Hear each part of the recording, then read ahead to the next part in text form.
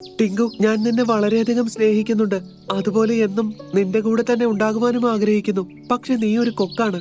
നീ നിന്റെ കൂട്ടുകാരോടൊപ്പം പോകേണ്ടതാണ്. അങ്ങനെ നീ നിന്റെ കൂട്ടുകാരോടൊപ്പം ആകാശത്ത് പറക്കുമ്പോൾ നീ വളരെ സുരക്ഷിതനായിരിക്കും.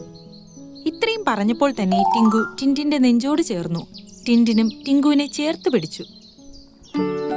അടുത്ത പ്രഭാതത്തിലും കൊക്കുകളുടെ ഒരു കൂട്ടം ആകാശത്തുകൂടെ കടന്നു പോകുന്നുണ്ടായിരുന്നു.